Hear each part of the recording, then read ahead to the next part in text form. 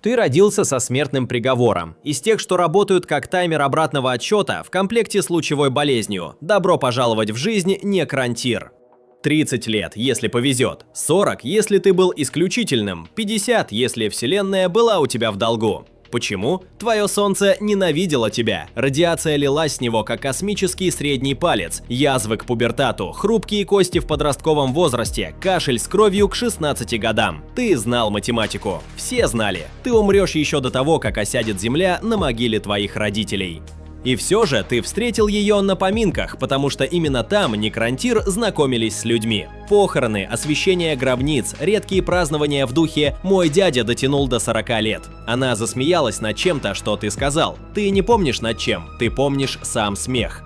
Вы поженились, зная, что оба умрете через 20 лет. Завели дочь, зная, что она унаследует тот же обратный отсчет. Сделали это несмотря ни на что, потому что какая альтернатива? Умереть в одиночестве и бессмысленно. По крайней мере, так ваше короткое время что-то значило.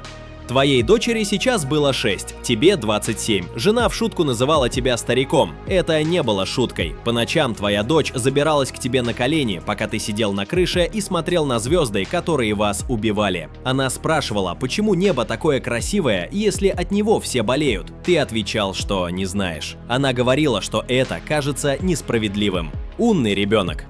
Она начала кашлять в прошлом месяце, совсем чуть-чуть, иногда. Ты делал вид, что не замечаешь. Твоя жена, мелкая аристократка, как и ты, держала тебя за руку во время лихорадки. Твой брат работал в кузнях, создавал прекрасные вещи дрожащими руками, говоря, что раз уж он умрет молодым, то хотя бы оставит что-то после себя. Твоя сестра вела семейные архивы, отслеживала ранние смерти всех родственников, словно бейсбольную статистику. Если кому-то и суждено было помнить, то на вашем родном мире было два типа зданий – дома для живых и гробницы для мертвых. Гробницы были больше, ты потратил 3 года на строительство своей, добавил крыло для дочери, на будущее, обычное дело. Твой народ достиг невероятных высот в технологиях просто из чувства протеста. Вы строили звездолеты, разработали самовосстанавливающийся живой металл, овладели стазис-технологиями, но все равно не могли решить проблему радиации. Поэтому вы начали колонизацию, в надежде найти звезды, которые не были бы активно смертоносными.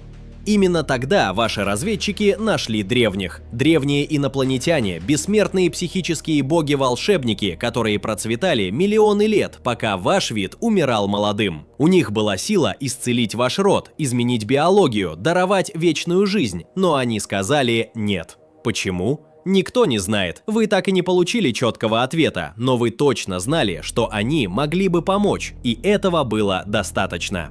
Зависть скисла в ненависть, ненависть превратилась в войну, и ваше руководство объявило ее. Но на одной злобе войны не выигрывают. У древних были искажающие реальность психические силы и сети червоточин. У вас были продвинутые технологии и ярость. Твоего брата призвали. Через 6 месяцев его корабль был стерт из реальности. Портал открылся прямо внутри корпуса. Твоя сестра высекла его имя в семейной гробнице. Теперь она тоже кашляла кровью. Война затягивалась, больше потерянных флотов, больше высеченных имен. Твоя сестра присоединилась к архивам мертвых. Затем ваши ученые нашли кое-что. Ктан – звездные боги, существа из чистой энергии, питавшиеся звездной радиацией. Они хотели физические тела, ваш народ мог их построить. И тогда они предложили сделку. Вы строите им тела, а они помогают вам выиграть войну и заодно делают вас бессмертными. Ваш правитель, безмолвный царь, согласился. Так Ктан начали проводить биоперенос. Это процесс, при котором твое биологическое тело уничтожается, затем твое сознание перегружается в металлический каркас. В результате ты просыпаешься бессмертным в теле, которое невозможно убить. Просто, чисто, навсегда. Один пророк предупреждал, что математика не сходится, но никто не хотел его слушать. В защиту всех остальных, когда кто-то предлагает бессмертие, а альтернатива «смерть в 30», ты не читаешь мелкий шрифт. Биоперенос был обязательным, качество твоего тела зависело от твоего ранга, высшая знать получила лучшие оболочки с почти полным сохранением личности. Средний класс получил функциональное сознание, все остальные – то, что осталось. Ваша семья подходила, дворяне среднего звена. В ночь перед этим ты обнимал дочь, пытаясь запомнить ее смех, запомнить, каково на ощупь тепло. Комплекс был огромен, выстроились тысячи. Твоя очередь. Ты взял дочь на руки, жена взяла тебя за руку. Вместе вы вошли в камеру. Ты подумал, наконец-то у нее будет время. Ты подумал, мы спасены. Машина запустилась. Ты почувствовал, как что-то внутри тебя отрывается. Что-то, о наличии чего ты даже не подозревал. Затем ничего. Темнота. Затем ты проснулся, посмотрел вниз, металлические скелетные каркасы из некродермиса, живой металл, который чинил сам себя, светящиеся зеленые окуляры, гаусс-оружие, пушка атомарного распада, встроенная в твою руку. Ты стал искать семью, нашел 2 металлических тела неподалеку, одно маленькое, она пошевелилась, повернулась к тебе, зеленые окуляры мерцали, протоколы распознавания сработали, и дальше ничего, только автоматические реакции. Твоя дочь не спала и не была сбита с толку, ее больше не было. Твоя жена – класс бессмертных, как и ты. Ее окуляры мерцали, протоколы распознавания сработали, затем ничего. Она просто ушла. Какая бы связь между вами ни существовала, удалена. Ты попытался почувствовать ужас. Память об ужасе существовала, самого чувства нет. Поскольку ваша семья принадлежала к среднему дворянству, вы с женой получили тела среднего класса. Достаточно сохранности, чтобы помнить, но недостаточно, чтобы чувствовать. Твоя дочь, она была маленькой, незначительной для иерархии. Она получила шасси воина, базовое программирование, никаких воспоминаний, никакого осознания, никакой ее. Ктан не заботил потенциал, их заботил ранг. Поступили приказы явиться в бой. Твое тело двигалось автоматически. Протоколы. Тысячи металлических тел в строю. Большинство пустые, как твоя дочь. Воины. Базовое сознание. Выполнять приказы. Сражаться. Повторять. Но тебе оставили память обо всем, что ты потерял.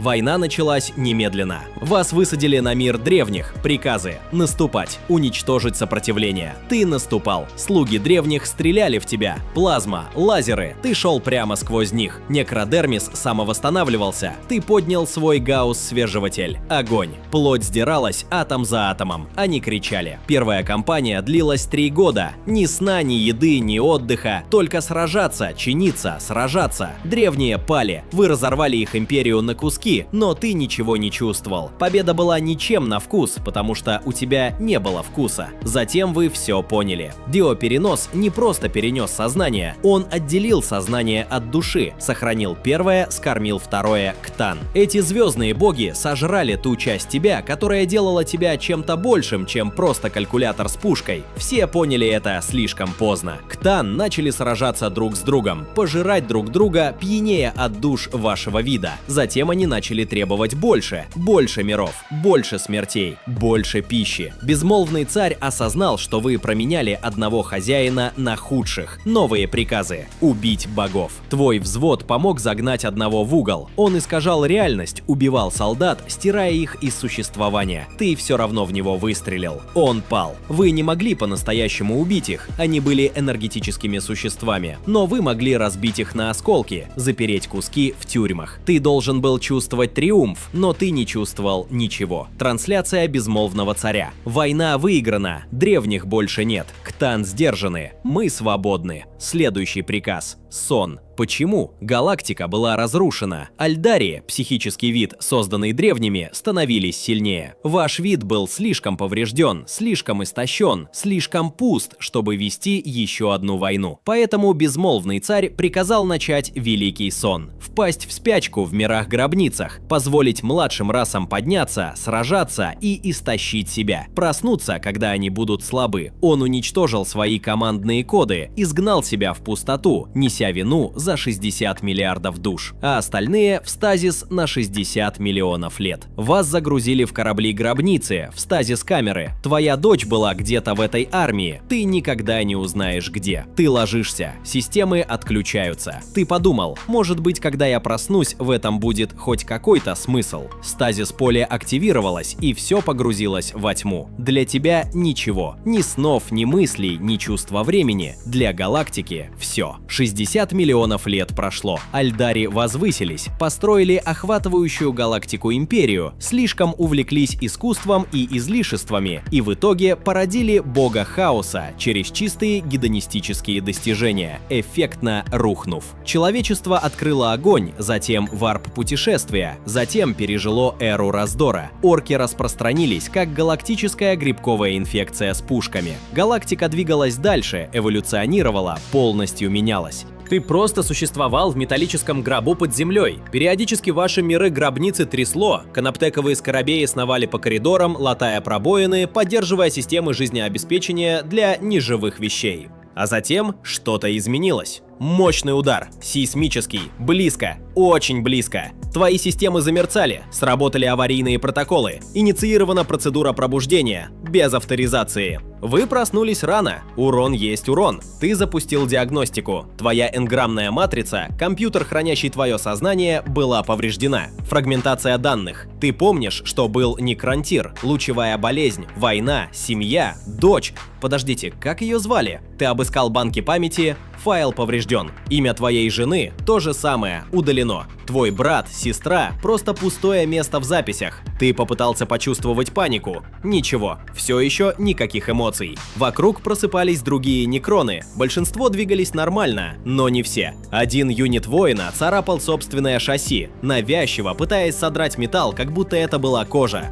Вирус свежевателя. Зараженные не могли перестать желать снова стать органическими. Другой юнит стоял совершенно неподвижно, а затем начал стрелять из своего гаусс-свежевателя во все подряд. Культ уничтожителей. Канаптековые призраки, охранные конструкты поплыли к поврежденным юнитам. Свежеватель упал, уничтожитель упал. Стандартная процедура карантина. Ты проверил собственные системы. Матрица повреждена, но стабильна. Возврат в стазис. Второе пробуждение прошло по графику. Добро пожаловать в 41-е тысячелетие. Проверка памяти. Имена повреждены, лица исчезли. Смех дочери – статика. Биоперенос – кристально ясно. Травма всегда выживает. Галактика принадлежала вашему виду. Пришло время забрать ее обратно. Поступили приказы. Вернуть территорию. Ваши силы прошли через врата дольменов на человеческий мир. Теперь они называют себя Империумом. Вы наступали. Люди открыли огонь. Ты выстрелил в ответ. Умирающий офицер схватил тебя за лодыжку, оставив кровь на некродермисе. Теплую, влажную. Ты смотрел на нее дольше, чем требовал тактический анализ. Вернувшись в гробницу, Криптек проводил диагностику твоего взвода. Искажение энграммной матрицы 67%. Ускоряется. На 70% системы сотрут то, что осталось. Сбросят тебя до базового воина. Никакого сознания, никаких воспоминаний.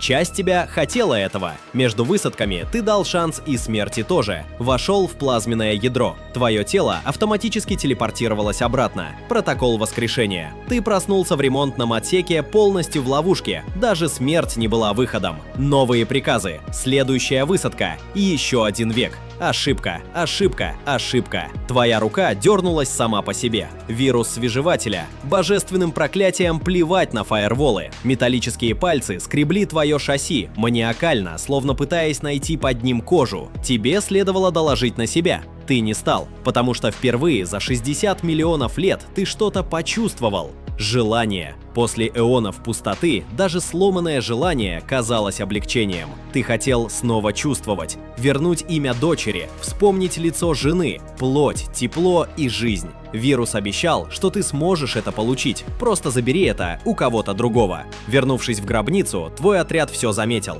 Тревога, юнит скомпрометирован, протокол карантина. Ты должен был сдаться, но вместо этого побежал. Найти плоть, взять плоть, стать плотью. Прибыла карантинная команда. 6 профессиональных юнитов. Одной из них была твоя жена. Она подняла свой гаусс-свежеватель, оптика зафиксировалась на тебе. Она узнала тебя. Где-то в твоих поврежденных банках памяти всплыл фрагмент. Не ее имя, оно пропало, а ее лицо, настоящее, из прошлого, улыбающееся, живое, смотрящее на тебя так, будто ты имел значение. Вирус свежевателя кричал тебе атаковать. Ты остановился, опустил руки. Вирус взвыл. Твои протоколы требовали выживания. Ты отказался, потому что помнил, что любил ее. Даже если больше не мог этого чувствовать, ты ждал ее выстрела. Его не последовало. Никакого протокола фазирования. Свежеватели не получают воскрешения. Ты почувствовал, как твой некродермис растворяется атом за атомом. И в конце концов, твоя последняя мысль не была глубокой. Просто обрывок смеха, детский голос, спрашивающий, почему небо такое красивое.